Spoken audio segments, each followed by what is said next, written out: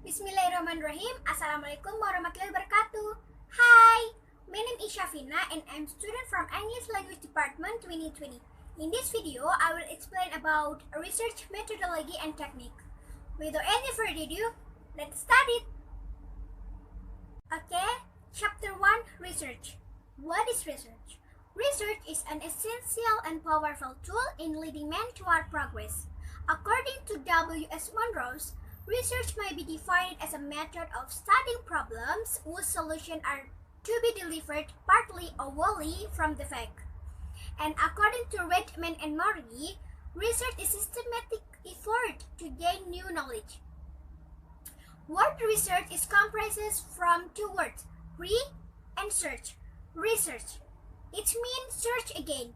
So, research is a systematic investigation or activity to gain new knowledge from already existing facts.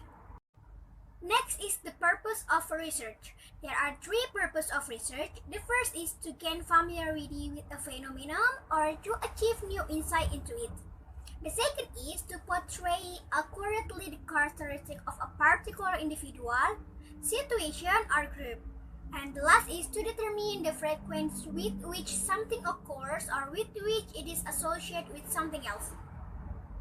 But the main purpose or the main aim of research is to find out the truth which is hidden and which has not discovered yet. Next is characteristic of research. There are 12 characteristic research, but 5 of them are: the first is research is directed toward the solution of problems. The second is research requires expertise. The third is research is categorized by patient and hurried activities. The fourth is research is carefully recorded and collected. And the last is research sometimes requires courage. Next is type of research. Type of research divided into some categories. The first is on the basis of nature information. Divided into two, the first is qualitative research and quantitative research. Next is on the basis of utility of content. The first is theoretical research and the second is experimental research. Next is on the basis of approach of research. There are longitudinal research and cross-sectional research. Next is on the basis of method research. The first is philosophical research. The second is historical research. The third is survey research. The fourth is experimental research. And the last is case study research. Philosophical research merupakan pemecah suatu masalah yang diselidiki secara rasional melalui pemikiran atau perenungan secara mendalam, terarah, dan mendasar tentang suatu hakikat yang berfokus pada visi orang lain pada isi penelitian. Selanjutnya yaitu historical research merupakan penelitian untuk memahami peristiwa-peristiwa yang terjadi pada masa lampau. Yang ketiga yaitu survey research merupakan penelitian yang menggunakan narasumber dan wawancara atau pengisian kuesioner dengan menggunakan pertanyaan tertulis. Narasumber di sini merupakan sampel sehingga bisa ditarik kesimpulan yang mengarah ke semua orang secara garis besar. Yang keempat yaitu experimental research merupakan penelitian yang dilakukan dengan menciptakan fenomena pada kondisi terkendali.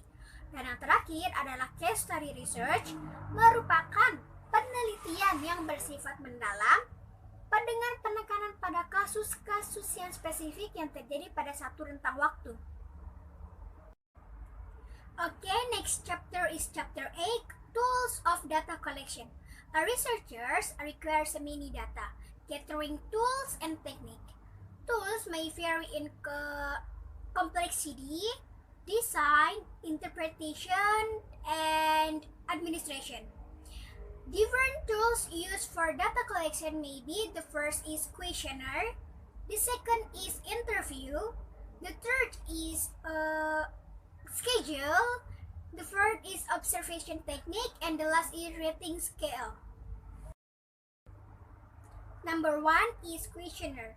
According to Barr, Davis, and Johnson, a questionnaire is a systematic compilation of questions that are submitted to a sampling of population from which information is desired.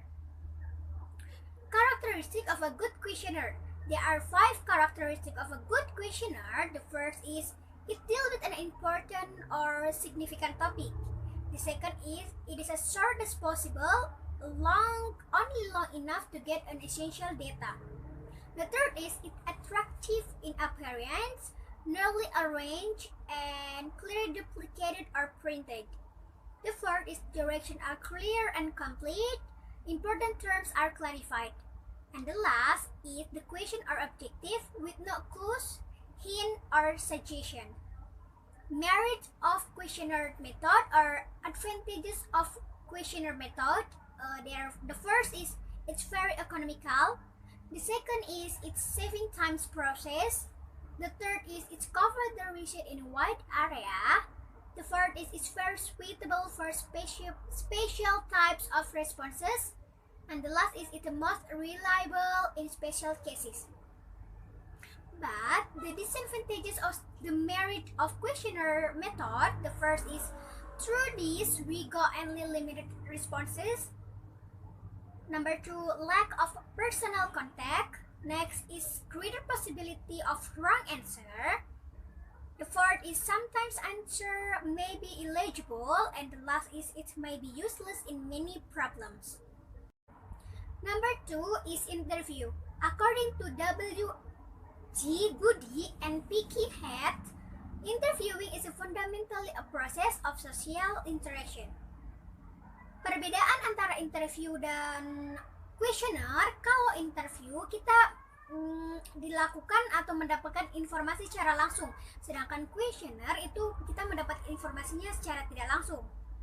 Dan dalam interview kita melakukan suatu interaksi sosial yaitu face to face, sedangkan di questionnaire itu tidak ada.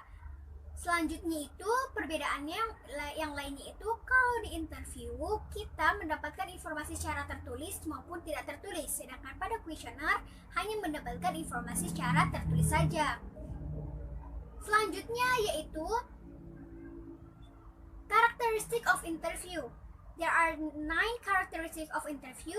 5 of them. The first is the interview can probe into causal factor, determine attitude, discover the origin of problem.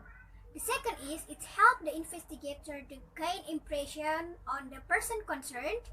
The third is it can deal with delicate, confidential, and even intimate topic.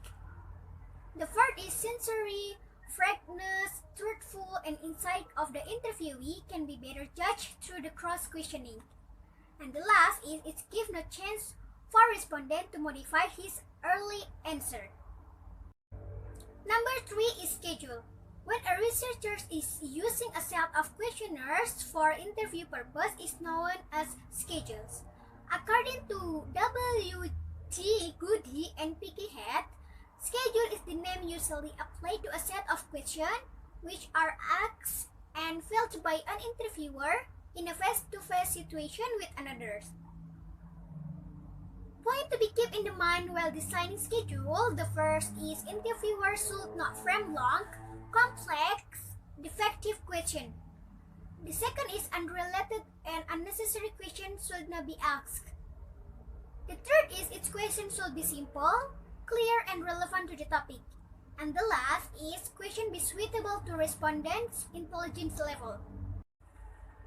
Number 4 is observation technique. Observation technique merupakan suatu teknik yang mempelajari perilaku seseorang dalam suatu kegiatan, wilayah, ataupun aktivitas. The advantages of observation technique is a reliable and valid technique of collecting data and information. We get the first-hand data through this method. Record of observation is also available immediately. It is simple, broad, and comprehensive method. And the last is it on all the techniques of data collection and getting direct information. But the limitation of observation technique, the first is It has limited scope for its use because all the event cannot be observed directly. The second is its subjective method.